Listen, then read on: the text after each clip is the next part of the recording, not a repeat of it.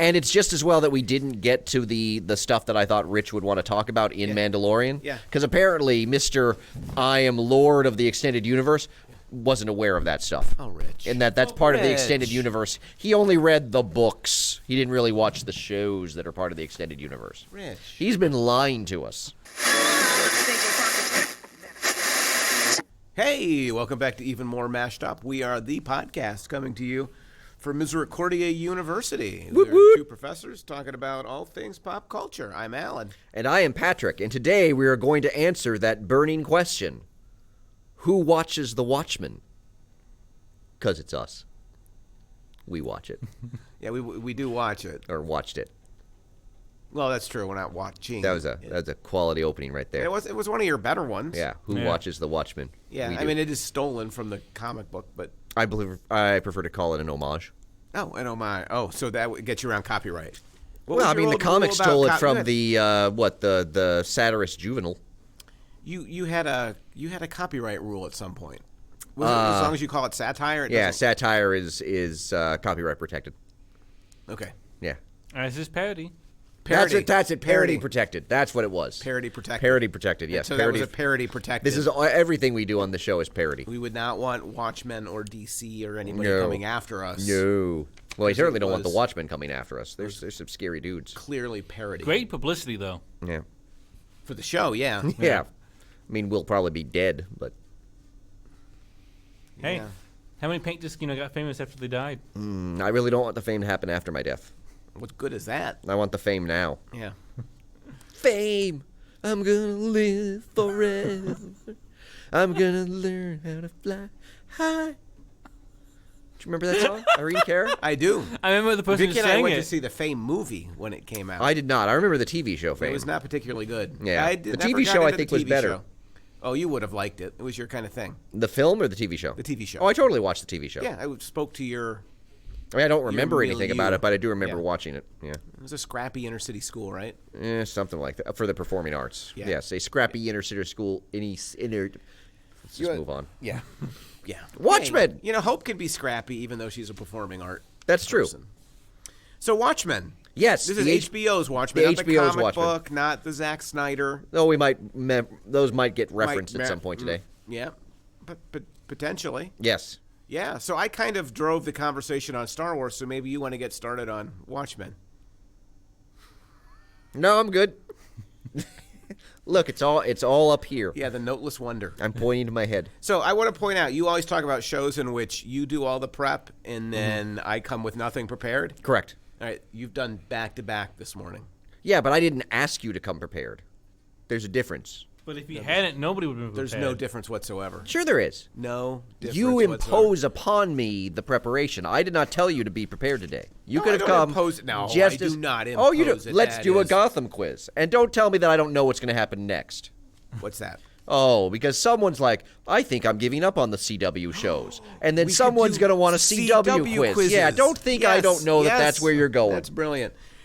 All right. Good so idea. We'll do that. Yeah. I have a bunch of just kind of random notes and thoughts that I can throw out there, and maybe that'll inspire you. I have a random thought. Okay. Do you want It's to start with so good.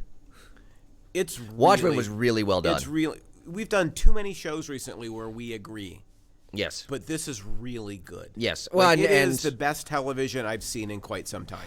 yeah, it's and I mean it's appropriate that we're talking about this show after having discussed the problems with Rise of Skywalker. Yes. Because Watchmen faced many of the same dangers or possible failures. And I would say almost across the board, everything Rise of Skywalker does wrong, Watchmen did right. Right. This is not about trying to give fans like nostalgic service. No, I mean, I think it helps that obviously all of Watchmen was done before there was any kind of fan reaction to it. Yeah. As opposed to, Star Wars having had the fan reaction Comic Last Jedi. nerddom can be pretty. Can be. Well, and toxic. again, like the fact that, I mean, again, kind of talking about how Rise of Skywalker seemed to feel like it was running scared. There's any number of reasons why you might run scared from doing Watchmen. Right. Star Wars running back to formula. What I love about this is from the very beginning, it's clear the show is building off of the comic. Yes. But it's creating something new. Well, it's one of the things because Lindelof referred to the show as originally. He talked before anything came out. He talked about it as a remix of the original comic, which had me kind of a little bit scared. And I don't know that I would call it a remix because it's not remixing the original story. Right. It feels more. I mean, if we're going to stick with kind of the music sort of metaphor. Yeah. It feels more like it's sampling. Samba. A what? Sampling. Oh. Like it's got some of the original. It's got some of the original comic in there. Right. But it's telling it within its own story in the same way that you sample in making your own song. Well, thank you for defining that for us and our listeners. I was just making sure everyone's on the same board. Page. No, same board. Well, what board are we on? I was making a gaming reference. Oh. Why? Because it fits what you said. Because I have lots of levels. yeah. Because I have lots of levels. 100% understand what you're doing. Wait, are you referencing a tabletop game or a video game? Yes, tabletop. There aren't boards in video games. Yes, so there are no levels in tabletop games. So no, I have lots of levels.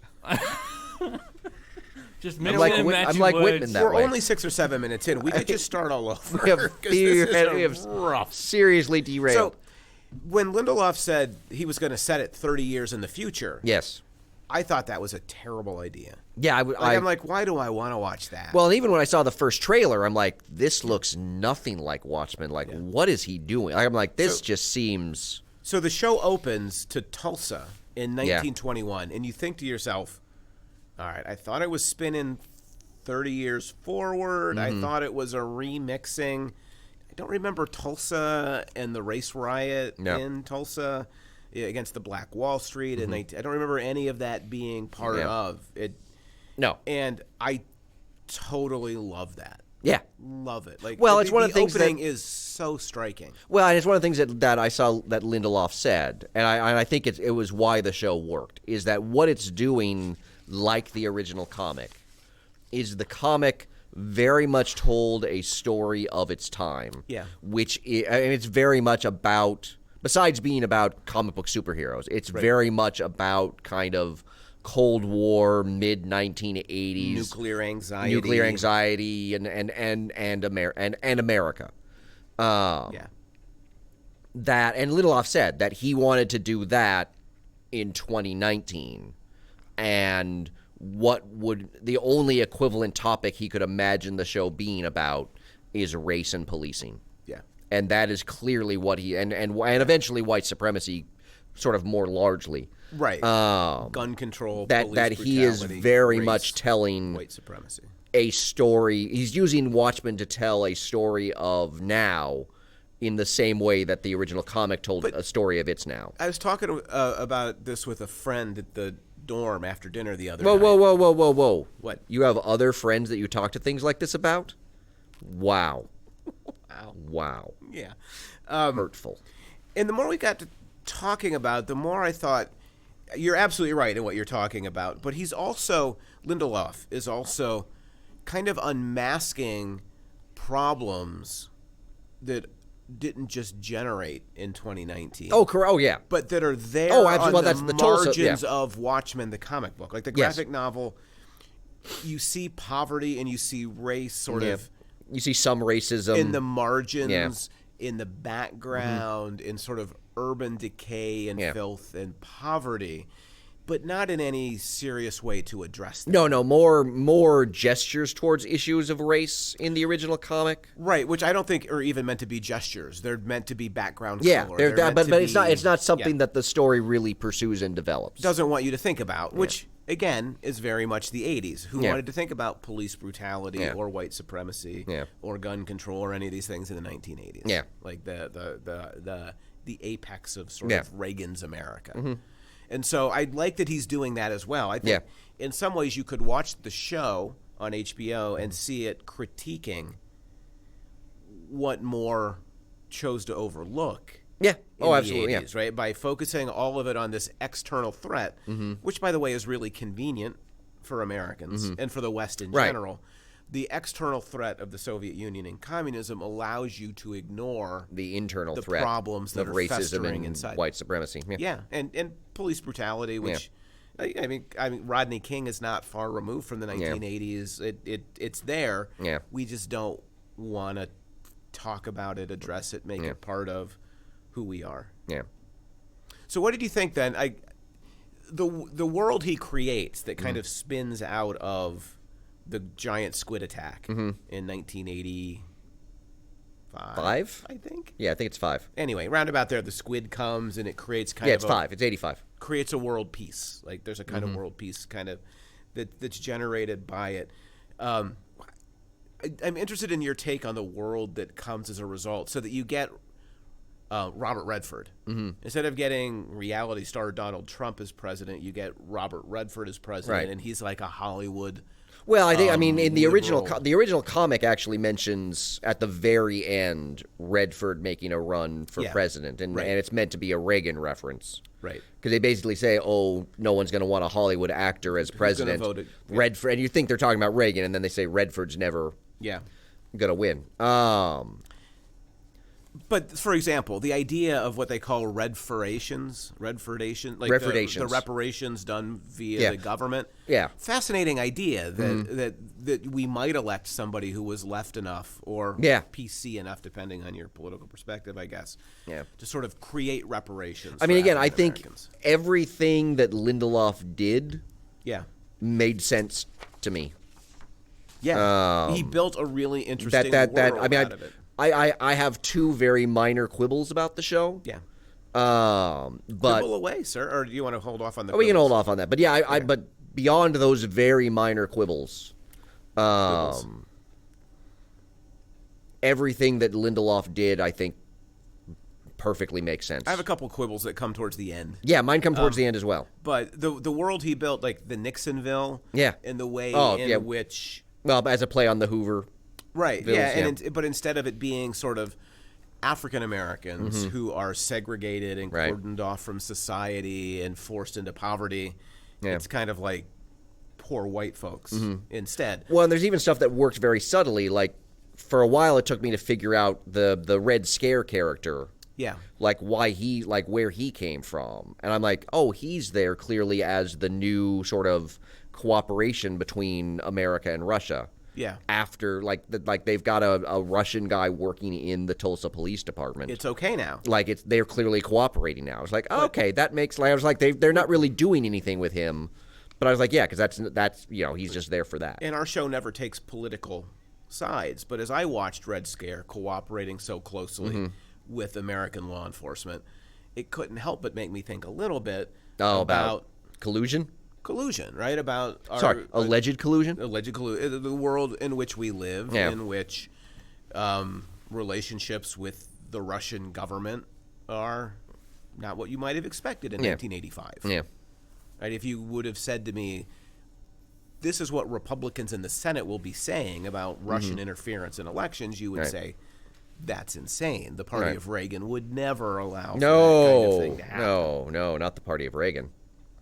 So I have some comments about different characters. Okay. One that I really liked, more than I thought I would, was Laurie Blake. Yeah. She's one of the few original characters. Yeah, I mean, there's basically her and Veidt and Dr. Manhattan. Yeah, that carry forward. Yeah. I found her to be not unbelievable. I mean, you have to accept that, Dan has been thrown in jail or whatever. Yeah, because apparently, they obviously retired. And then I guess in some of the ancillary materials for the show, I guess they came out of retirement to stop the McVeigh bombing. Right. And that's when he got captured. Or then when they both got captured. And I can't remember his reasons for why he chose to, Laurie worked out a deal. I can't remember what he did. He rejected the deal. I can't remember what it was based on. But her jaded kind of approach to the business, her having to cope with the celebrity of having been a hero and no longer. Well, it's a way in which that she very much ends up a blend of both her mother, the original Silk Spectre, and her father, the comedian. Yeah. And even I even love the casting of Jean Smart in that role. It was very good, yeah. in terms of, because she has a very sort of classic Hollywood actress look to her, which would be very much the part of Silk Spectre, right? But obviously can carry on that bitterness and it's a real edge, edge of yeah. So I like that again. Like I'm not sure I can think of a better actor to play that role. Agreed. Than Jean Smart. She was really good. Now her assistant, the FBI guy, Petey, yes, has a PhD in history. Yes. So I immediately assume he's going to be the bad guy. No, he's not really. No, he's just kind of. For now. Well, although there's some speculation that he's Lube Man. Yes, I believe the show in, again, some of the online stuff basically revealed that he is Lube Man. So what's he doing there? I guess we'll never know. Yeah. Lube Man is a weird... I'm not sure that's his actual name so much as that's what kind of in the fandom he has been called. Well, but what else are you going to call him? Slippery Eel. The Slider. Slippery Dick? No, I'm not sure I would go with that. Nope. Maybe not. Yeah. I feel like that's something you want to walk away from. Well, we once called a president Slippery Dick. Tricky Dick. Oh, called him Tricky Dick. Tricky Dick, yeah. A little different. And again, it wasn't really a term of endearment. Yeah. Well, I don't think Lube Man is a term of endearment. Yeah, no. Doesn't seem like to me. Yeah. All right, maybe we should move on. Yeah, we probably should. Assessment of villain number 1. What did you think of True in her as a villain? Overall, she is one of my quibbles. Oh, we've gotten to a quibble. Yes, in that, I mean, overall, I really liked her. Quibble time. But I feel like you know what we need? We need like a little jingle whenever it... For the Quibble Corner? Hey, kids, it's the Quibble Corner. Quibble away. And then you quibble. I'm just going to let you have your moment. Quibble away. You just enjoy yourself. Quibble away. No, I think the idea that we get in the final episode of that we get from Veidt, that she's too dangerous to have this power. That I felt maybe could have been seeded a little bit better earlier in the series. Like it kind of we only really get it from Veidt, who is not the most not suspect source. Right. And so I would have liked to have seen maybe that played up a little bit more early on. The idea, like if there would have been things that she had, like the way in which she talked about her plan, made it clear that she was clearly overreaching. I don't know that they really drove that as clearly as they could earlier in the show. I think there are hints of that maybe, and that like she's cloned her mother. Yeah, I'd like stronger hints. Right. I think that's fair. I like that Lindelof doesn't make it just like the problem isn't just like sort of toxic racism or toxic masculinity. There's like there can be a toxicity and idealism as well. I've seen some people writing about that True has a kind of idealism built into her, but when you give somebody that kind of power and that kind of idealism, really bad things. Well, and I think she's meant to be the counterpoint to Dr. Manhattan, because my other quibble is... Wait. Quibble away. Is the point they make at the end about Dr. Manhattan, for all his power, not doing enough. Which, again, was something like that critique didn't really land earlier. The Dr. Manhattan stuff drives me nuts, because he can't change anything that's going to happen. Right. But he does a lot of work to try to shape what's going to happen. It's a... Well, you don't like time travel to begin with, he's like walking, talking time travel. He's actually maybe the most realistic kind of presentation of it, but he's still. So I think in the kind of that in terms of that idea of power, Dr. Manhattan is irresponsible because he didn't do enough with the power he has. Right. True is irresponsible because she's going to do too much with what power she wants. That sort of comparison really only shows up at the very end. Yeah. And I don't know that I felt it was... And again, it felt like it kind of came out of nowhere and it might be a broader critique of power. It is. That when you give anybody so much power, it's either going to be indifference or overcommitment. Yeah. That it's hard to find that balance. But those are my only real quibbles with the show. That's too bad, because now we got a little jingle. I know, and I'm done quibbling. Well, maybe you'll bring up something else that I find quibbly. Okay. All right, maybe we could do some quibbling. That'd be great. I feel it should be a separate podcast, like the Quibblecast. The Quibble. Oh my God, we could do a podcast of quibbles. Oh God. Just like 10 minutes of like here's my minor issues with so and so thing. That actually could be an interesting episode. We should do a quibble. My minor issues with things in pop culture. Yeah, but only minor issues. You know what really quibbles me off. Yeah. Yeah, it can't be big. It's got to be small. Exactly. But really you small do like things. a bunch of like mini shows, like you love the show, but Right, exactly. This was great. However, mine a quibble. I have a quibble coming later. Okay. So, more character development. One of my favorite characters, I thought was just a fascinating guy, was Looking Glass. Oh, Looking Glass, hands down, was my favorite. I find him the most interesting. And the spotlight episode on him, for me, I think is probably my favorite episode of what is overall a really strong group of episodes. Right. The way in which he became Looking Glass was a fascinating story. It totally makes sense that like all of these superheroes really, they come out of trauma, not out of something more noble. Right. Yeah. And his origin story is pretty traumatic. Yeah. Trapped naked in a funhouse. Yeah, well, and the whole idea that his identity is sort of based on that trauma that he's clearly still experiencing. Yeah. You know, and the fact that he's got the I forget what the material they the anti-telepathic material, that he's got the alarm warning for the squid attacks. Yeah. Squid showers. The squid, things like that I thought really made sense.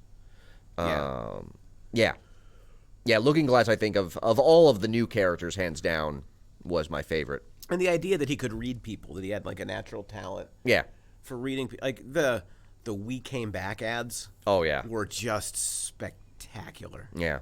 Like, because, of course, New York City would have to. Oh, yeah, again, another thing that totally makes sense is that no one wants to go to New York City. Yeah. By the way, one of my favorite parts of that favorite episode was how right it got the 80s. The songs. The fashion. Covers, the fashion, the colors. Yep. The attitudes. Again, and some nice references to the original comic in that, the gang that sort of bothers him are the Top Knots, which were the gang running around in. But faux street tough 80s. Yeah. Do you know what I mean? Like scary in an 80s film kind of way. Yeah, If you're pretty in pink and you're going to the wrong side of the tracks, you run into those kinds of guys. Yeah. Well, it's like when over Thanksgiving, I was at we had our family got together at my sister's in North Carolina, and we wanted to watch like a Thanksgiving movie, Thanksgiving evening, and we're like, well, what's a Thanksgiving themed movie? So we looked it up, and the first thing that comes up is Planes, Trains, and Automobiles. Right. And I looked it up, I was like, and my sister's like, oh, it's rated R, and I'm like, Julie, it's 1985 R. Like that is going to be some profanity. And maybe like some brief nudity, like it's gonna be, and there wasn't even any nudity. Yeah. So, but it's kind of like the way the '80s. Yeah, the John Candy, Steve Martin vehicle doesn't really move to nudity. Yeah. I don't think. Yeah. Yeah. So, but kind of the same thing. Yeah. No. The Looking Glass episode to me, and Looking Glass. The fact I just love that Laurie just keeps calling him Mirror Guy. Yeah. That was a nice bit that worked. If they could just take Stranger Things and say, here's how you might do the '80s. Instead of like just knocking people over the head with it. Yeah, but Stranger Things is a much more nostalgia trip. I suppose. For the 80s. I suppose. One of the great things about the nostalgia for the 80s in that episode was that the 7th Cavalry, of course, is operating out of an abandoned mall. Yes. It's just like Vicky and I, as we go to the local mall here and realize that it's about 1/3 empty right now, and it's clearly on its way. And the Chili's just shut down unexpectedly. Unbelievable. Chili's is gone, and what is the world coming to? But you could definitely this mall dying. Yeah. We'll often when we walk around the mall, we'll if you could just figure out a way to make money off of dead mall space. And the 7th Cavalry have. Yeah. I guess, right? You build a massive lair for bad guys. Yeah. Now, there were a lot of people that were very upset by the idea of the 7th Cavalry. And that they're in a mall, or? Well, in fans of the original comic, in particular fans of the Rorschach character, were very upset by the idea that the 7th Cavalry were sort of inspired by Rorschach. But they would be. Oh, they absolutely would be. Wouldn't they? They are fringe, lunatic fringe kinds of people who are going to be attracted to that kind of right. Well, and Rorschach seems to be like the hero of all these people because he's the guy who gets things done by himself, and doesn't. It just seems obvious that they make him like the go-to person. Well, but people who also find Rorschach as a hero, yeah, or he's. I mean, he's a hero. Yeah. Well, the problem is that to them. Well, but even in the original people comic, who are complaining about it, yeah, who are like Rorschach fans, I'm like, you really shouldn't. Maybe you should check that fandom a little bit. The problem is, and again, I think this is in some ways a flaw of the original comic. Oh, sounds like a quibble. Possibly. The end of the comic in which you have Rorschach being the only one not willing to go along with Veidt's cover-up. Yeah. And thus Dr. Manhattan, vaporizing him. Yes. Yeah. And sort of the way in which Rorschach in the way in which that comic gets kind of holds that up as kind of this moment of valor and heroism in Rorschach's part, because he knows it's coming. He knows what Dr. Manhattan has to do. Yeah. I think that's a moment that kind of works to make him this heroic figure that in the rest of the series he's not. Because he's really meant to be kind of, if a Batman actually existed in reality, it would not be a Bruce Wayne type character. It would be a Rorschach type character. Right. Yeah, it would be a sociopath. And again, the people he goes after, thankfully, all turn out to be bad people. He doesn't have actually not all of them in the comic he goes after are bad people. He hurts people that are completely innocent. Right, and people who don't kind of fall within his morality. Yeah. Yeah. And I think the Zack Snyder film goes a long way towards valorizing him. Yeah. Because it just, echoes exactly the dialogue he has in the comic, but without any sort of critical depth to it. Right. So at the mall, we meet we don't meet, but we get to know the Oklahoma senator. Yes. How do you feel about him as a villain? I think what I enjoyed the most about him is his end. His end is exactly like it should happen. Mm-hmm. It never happened in a superhero movie that way. Because he's kind of like the big bad. He's the big bad, yeah. He gets, number one, he puts on the Dr. Manhattan shorts before he gets into the chamber. Yes. To become Dr. Manhattan. Mm-hmm. And then... he'd be Dr. Tulsa. Well, whatever you want. Or Dr. Oklahoma, one of the two. Yeah. Neither really packing quite the same punch. Yeah, no. But that he feels he needs to put on the shorts to go in is, number one, spectacular. Yes. Number two, it turns out his death isn't really the climax in any way. No. Of the show. It's well, and what he thought was his inevitable triumph is not inevitable. He becomes just a pile of goo. Yeah, pile's not quite, more like a pool. A puddle of goo. Yeah, puddle of goo. Goo. It's a puddle of goo. That'd be a good Batman villain, Puddle Al Ghul. the lesser known of the Al Ghuls. Batman's walking away. Oh, my foot's wet. Yeah. Al Ghul. Like Khan. Batman just stops in the street and yells out. It's like, oh, it's my brother Puddle again. God, Puddle shows up at all the worst moments. Yeah. I enjoy the idea of. Sort of the Oklahoma senator kind of being short-sighted in his ambition. I thought was a nice critique of the white supremacy that he represented, even at the same time that Lindelof wanted to make the point that getting rid of the individual white supremacists does nothing to actually get rid of white supremacy. Sounds like a book I was reading or writing recently. Yeah, it sounds like a book. Well, the way in which you can't fix racism by fixing individuals, but you have to fix the system. Well, it's the kind of thing that would have worked really well. Oh, that book, by the way, is All New, All Different. Yes. Would have worked really well at the end of a class that was examining race. Yeah. And particularly sort of a class that looked at kind of this idea of racism being individualized. Yeah. Watchmen with its emphasis on race would have been a really nice capper to a class like that if it existed. Absolutely. We'll come back to race, but continuing to talk about characters, what do you think about Veidt's storyline? I really liked Veidt. It was weird. It took a while to figure out. Yes. As he's catapulting people through the sky. That's the thing. Lindelof. I read an interview where Lindelof said, when they cast Jeremy Irons in the role, they did not originally intend to play Veidt for comedy. Yeah. But there was just something about the way in which Irons played the role, and based on the comic, you really wouldn't think of him as a comic figure. Yeah. But I thought it was brilliant. Well, in a way, it was doubly brilliant because it reduces him. Mm-hmm. Like in the comic, he is the world's smartest man. He literally outsmarts everybody else on the planet. and he seems to have achieved a level above humanity. Well, but I think the other thing, but the humor in this, totally reduces him. Well, the comic sort of sets up the idea that Veidt is doing what he thinks is, he's saving the world, right? But doesn't, but doesn't want any credit for it. Yeah. And what I love about this version of Veidt is that it's so clear that he is. There's a point at which he's like, I really want credit for saving the world, which that kind of megalomaniac you would expect. Him, like he's pissed off, and it's why going to Dr. Manhattan's world doesn't work for him, because again, I love the fact that he's there when he's getting ready to leave, and he's kind of talking about how he doesn't want to stay there because that world doesn't need him, and he says something about like, I can only imagine.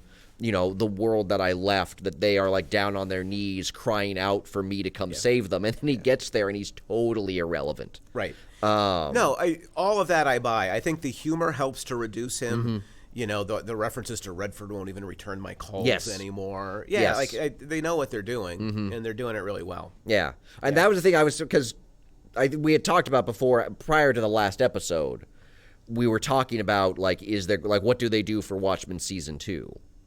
And I thought, well, maybe that's because the Veidt thing was a very slow burn. Yeah. And I thought, well, maybe that's because Veidt's return is going to be season 2. Like that's going to be what we do in season 2. Yeah. But then prior to the final episode, there were all the things where Lindelof basically said, he's like, I don't know if there's going to be a season 2. I don't have a story yet. Yeah.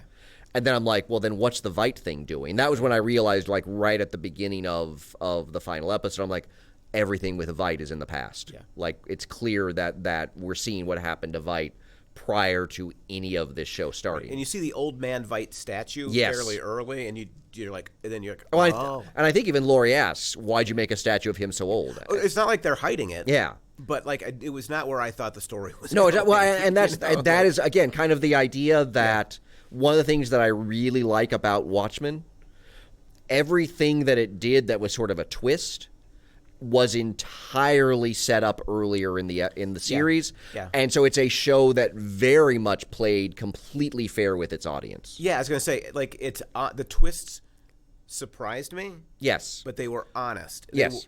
Unlike, say, The Mandalorian. Yes. Where the helmet's coming off, and know it's coming off with the robot once they, reach some kind of conciliation. That's the thing. Yeah, the issue with Mandalorian is that the twists were all kind of predictable based on how they were set up earlier. Which is fine. This isn't a different Mandalorian, level. The twists were all predictable if you had been... Or sorry, not Mandalorian, Watchmen. Yeah, there we go. The twists were should have been predictable. Yeah. And in retrospect but didn't see them. I would love to go back and watch it again. Yeah, I need to watch it again. But I was looking at my notes, and I was taking notes as I was watching, and I wrote this at one point. Veidt catapults himself into space and spells out, "Save me, daughter," in frozen dead clone bodies on the moon. And then I wrote, and that's all true, no matter how ridiculous those words are actually tagged next to each other. No, it's insane. Yeah. And it totally works. Well, that's insane. And then the whole thing, because you realize at the end that the entirety of what we've seen with Veidt is just to occupy his time. Right. That's why the whole thing at the very first episode, when they bring him the cake with the horseshoe in it, and he's like, I don't need this yet. Yeah. And at the time, I'm like, okay, so the horseshoe, like, I don't understand that. Like, what is going on there? Yeah. And then you realize, like, oh my God, he's literally set up this entire conflict just to keep himself entertained until true ship shows up. Right. Yeah. I'm like, okay, that explains so much of what's going on now. Yeah. No, it's really, really good. Like, it's good stuff. Yeah. So I had a question about the way in which sexuality was used in the show. Okay. And I've not read Watchmen in a long time, so maybe you can speak to it better than I can. So Hooded Justice in the HBO series has a homosexual relationship. Yes. With Captain Metropolis. Yes. Right? And it's not really presented in any way as like a deviant kind of relationship.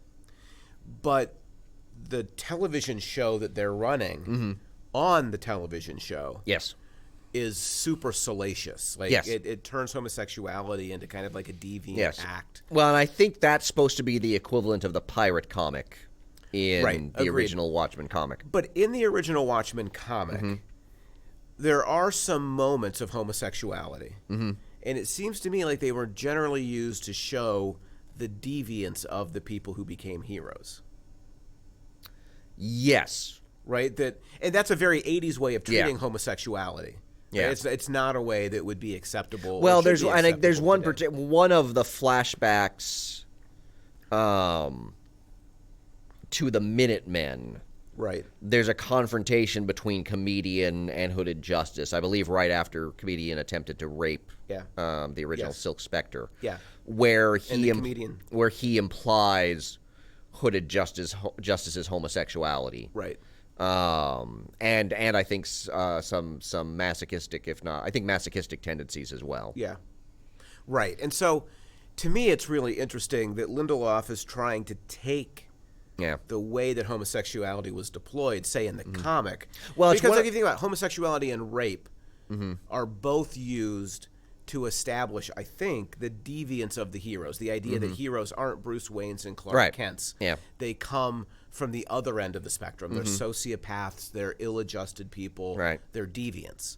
And so homosexuality was a shorthand in the 80s of saying, hey, that Hooded Justice, like there's something not right with him. Yeah. The comedian raping, like there's something not right with him. Well, I think one of the other things it's Lindelof is trying to kind of play on that, but also challenge and kind of update attitudes about homosexuality. Well, it's also playing on one of the fan theories that came out of the original series, because there's a panel at one point in the graphic novel where there's a scene of, I think it's people at a party or at a restaurant, and there's two older men, I think, sitting at the table, one of whom very much looks like an older Captain Metropolis. Yeah. And so like one of kind of the long-running sort of fan theory, fan fiction bits was that was Captain Metropolis and Hooded Justice, who eventually, in their later years were a couple. Yeah. And lived like a perfectly normal life after that. Now, I think Moore and Gibbons have said that that was not intentional on their part. And Lindelof is clearly not. And it seems like Lindelof is sort of playing with that little bit of the fan theory as well. But doing something much more interesting. And that I haven't read the comic in a while. I don't think there's anything in the comic that actually speaks to a relationship between Metropolis and Hooded Justice. I don't think so either. But I do read. My recollection is that they use sexuality as a way of that they absolutely do. Yeah. Deviance. So, moving from sexuality to the issue of policing, do you think the show did a good job of handling like issues of police brutality and racism, and also the way in which, like, in Redford's world, all the cops' guns are locked, and they have to call in to get permission to unlock a gun before they can use it? I have to go back and watch the show again. Oh, good, again, because it feels to me. For a minute, I thought you were saying you had to watch the show. Well, because it feels to me like that's my line. The point about policing operates in the first half. Yeah. But sort of gets subsumed into the white supremacy conspiracy towards the end. And so it seems like it kind of loses that point about policing, or it morphs into something else. Unless... Or sort of gets subsumed into the larger point. That Lindelof is making the larger point, which is the senator and Sheriff Crawford. And by the way, like, Don Johnson's having quite the career renaissance right now. That they're working together and they're kind of creating both sides of the culture war to their own advantage. And or what they think is their own advantage until, goo puddle. They're doing the best they can. Well, and hung from a tree. They don't, neither ends well. Yeah, it doesn't By the way, Don Johnson is really great in Knives Out, too. Oh, okay. It was a terrific movie. But yeah, maybe the point Lindelof might be trying to make is that the police brutality is connected to and subsumed by larger racial attitudes. Yeah, so in terms of, I mean, I would have to go back to see, because since the policing point is so early on in the series, and I've only watched the series through once, it's hard for me to remember all of that particular point. I remember the white supremacy at the end that it kind of gets subsumed into. But once Crawford is revealed as a guy who's working with white supremacists, there is a blending of the policing and the white supremacy. Yeah. Yeah. And but I mean, there's absolutely a cleverness to what he's doing, to what Lindelof is doing. And the way in which Captain Metropolis is like, I'm willing to have a relationship with Hooded Justice, but when Hooded Justice says, I figured out what Cyclops is, I know what they're doing, and they're brainwashing people, and they're creating race riots to and Metropolis is not at all. That's not the kind of thing he wants to fight. Not at all. Like it again. A nice underline of kind of a white privilege. That absolutely. He's in a position where he can ignore that. In some ways, he says something like, "Black unrest is your problem to solve." Yeah. Which echoes interestingly stuff we've written about in comic books as well. Right. But in the 70s, white writers would have black superhero characters say, "Racist villains are my problem." Right. Problems in Harlem are my problem. I don't want the rest of the Avengers coming with me if I'm the Black Panther. Because it's my job. It's my job to deal with. It's my people, my neighborhood. I think in some ways Lindelof is indirectly critiquing those kinds of attitudes. Yeah. Well, and again, a moment that I found so visually stunning. Yeah. Was when Hooded Justice takes off his mask, and you see the domino mask pattern that he's whited out his skin. Yeah. Like that moment just struck me. Yes. Yeah. It's a visually remarkable visual moment. Yeah. Yeah. Because that was one of the things I was proud of myself. In that, very early on, I figured out that Lou Gossett Jr.'s character was Hooded Justice. Yeah. Largely because his outfit is the exact same color as Hooded Justice's outfit. Yeah. And then, of course, they not that big of a which for me, it's all the outfit. And then, of course, at the end, they show him, like, in that first scene, he's actually holding the noose. And I'm like, oh, yeah, that too. Yeah, that would have that would have been a clue. He's wearing the same colors and has a noose. I didn't pick that up as quickly, and I think a lot of people wouldn't have, in part because you just assume the hero under the hood is white. Yeah, well, that's one of the things that I was like, because then when I figured out, I was like, well, if he is Hooded Justice, then why? Because I thought maybe, because there was a point at which the only scenes we saw with Hooded Justice were in the TV show. And so I was like, oh, so it's just like that's why his eyes are white. Yeah. Is that it's just because the TV show is assuming he's white. Yeah. Yeah. But then the episode when it reveals that he actually is Hooded Justice, and that just the way in which it just so perfectly replicated like the standard hero domino mask. Like I was like, yeah, and the way in which Abar is doing the same kind of disguising. Yeah. Speaking of which, just an observation: the best titled episode. Oh, a God walks into Abar. Like it's like I'm like wow. Did they pick her name, Abar, so that they could write that pun? Because it's pretty brilliant. Oh yeah, it is. No, I'm going to take that a step further. I'm pretty sure that is the first thing they came up with for the entire show. Well, that was the reason thus the show they was then made. and then they wrote the rest of the show pun. around. Yeah, a God walks into because I didn't notice on my DVR when I watched it that the A-bar was smushed together. I thought it was just called a God walks into a bar. Yeah. And then I saw the episode. I'm like, oh, that's Rich. It is the episode where Dr. Manhattan, who is a god, walks into a bar. Angela Abar In a bar.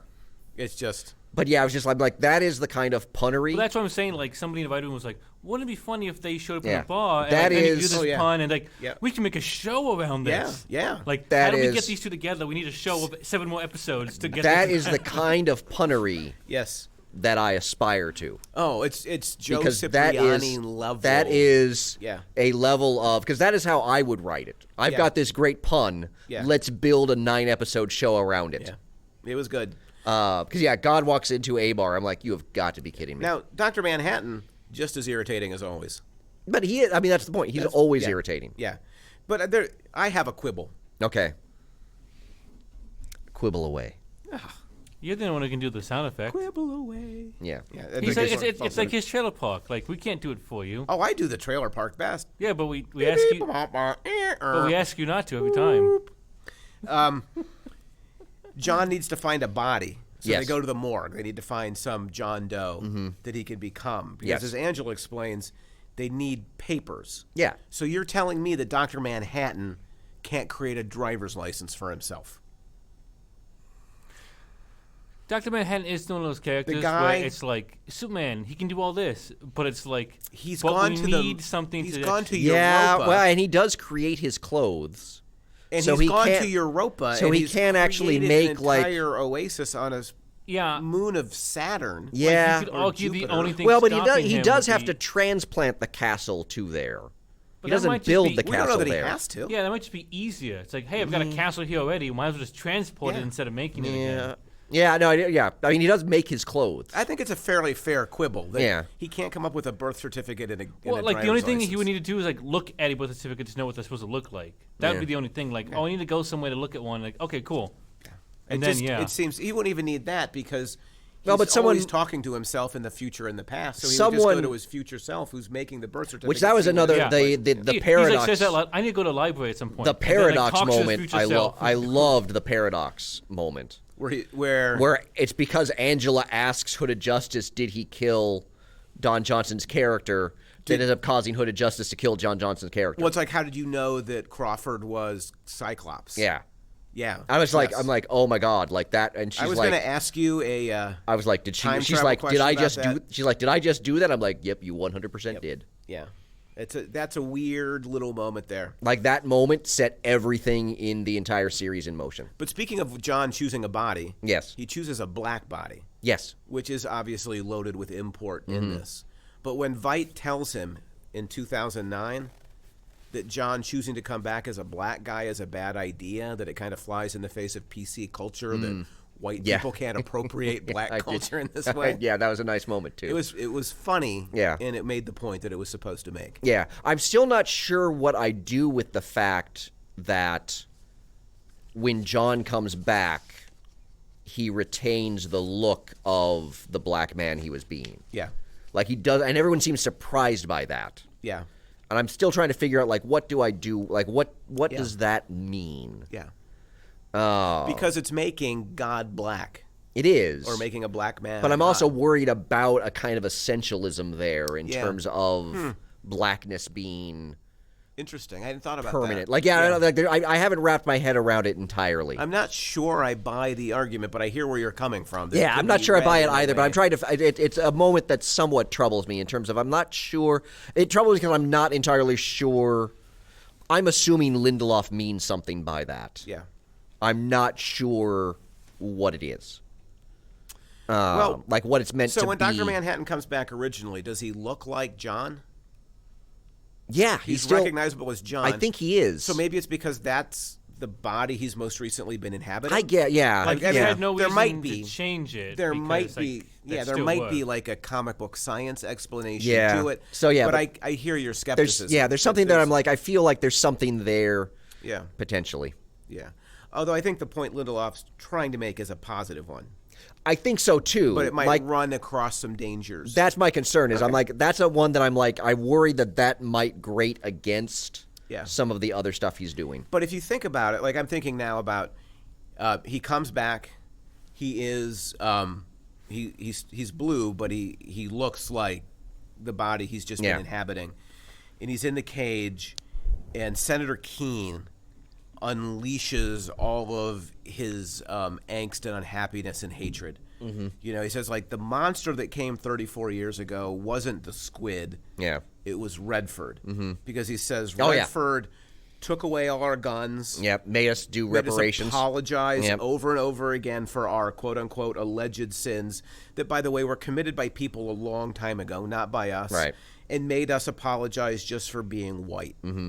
So he says, in that way, having Dr. Manhattan in his African American character's form is a way of juxtaposing or reinforcing maybe the message, the hateful white supremacist message. And I love that Keene says, like, I started a culture war and I controlled both sides of it so that I can win the White House. And I thought to myself, isn't that exactly the world in which we live today? It is, and one of the things I found exactly where, and it's one of the things I found really interesting is the moment that I think some of that was at its peak in our culture. Yeah. Some of what? Like, I don't know, for some reason it felt like what Keene was saying was exactly what other people have been saying, like on Twitter and Facebook, and had really been starting to, like, really drive the point home. Yeah. And so what I find really interesting is that for Watchmen to be making that point at the exact moment that, to me, it felt like it was being made most fully in our culture, means Lindelof had to predict where we were going to be. But is it that hard a prediction? It's not. It's like, not that hard, but it hit at the exact moment. Yeah, it seems to where me for me it felt like the show was hitting that at an exact moment. The timing was really good. That I'm like Lindelof. Even the comment about before people were noticing even like the PC culture comment about like, oh, you're appropriating. White people can't do that. It felt like when Lindelof had to be writing that, it wouldn't have been as cogent a point as it was. So there's when a prescience to what. Yeah, it was one of them. Like he really predicted that. Yeah, like Watchmen hit at the exact moment it needed to hit. And in that way, Watchmen should be this warning shot across the bow of Americans as we go to vote in 2020. It should be, this. What was Jefferson's phrase? It should be a fire bell in the night saying, "Look, like." Forces larger than average ordinary Americans are creating divisions and sowing dissension and working both sides of the issue because it gets them elected and it keeps them in power. Yeah, well, it is. That's an incredibly radical critique. It's an interesting way to think about Lindelof's Watchmen in conjunction with Vice. Yeah. Yes. They are. That they both kind of make that point. And they work hand in hand. Yeah. In doing so, and so when Dr. Manhattan at the end says, like, we have to stop True. Oh, okay. We're almost there. Just another 20 minutes. Because she's a narcissist and she suffers from hubris and she's toxic idealism. It all gets us to Trump in a way. Oh yeah. That like just power is what these people want and what they do with it doesn't matter. Yeah. So I know that you want to take a break. Quick fair or foul. Okay. So there was a great thing in the New York Times about the way in which season 1 sort of takes American history and pop mythology, dismantles it down to its smallest atoms and reconstructs it in a form that's familiar but wholly new. I thought that was right on point. Yeah. But the Washington Post leveled a critique that I want you to think about briefly. For all the series does or is dedicated to moving black Americans from the margins to the center, Watchmen doesn't eliminate the margins altogether. Rather, Vietnam and Vietnamese American people end up occupying that vacated space largely in service of other people's stories. And so while season 1 is a terrific beginning or a starting place for having that conversation about white-black race relations, we sacrifice other groups that could very well be foregrounded. This writer suggests season 2 ought to be just set in Vietnam. Yeah. I'd say that's fair. I also don't know that I would see that as a critique because Lindelof has said part of his point is that, as we talked about, getting rid of the individuals does not change the larger problem. Right. And so in some ways, I don't think Lindelof is trying to paint a picture of, in the Watchmen universe, all racial issues are solved. Oh, I don't think he is. And so that a kind of marginalization still exists, I think still works within the show. But the marginalization also exists in the show, not in the universe. Yeah. Right? The show was made in a way that Vietnam becomes background and color and kind of marginal support to the story. It would be interesting if they do something with her cloned mother, who's kind of still running around. Yeah. Well, this writer suggested, I think it's a brilliant idea, like just doing a season 2 that was just Vietnam. Yeah. From Dr. Manhattan showing up to becoming a 51st state. Yeah. To kind of expanding the story further. Okay. So that seems like a good place to it feels like we need to end. Yes. The end. Boom.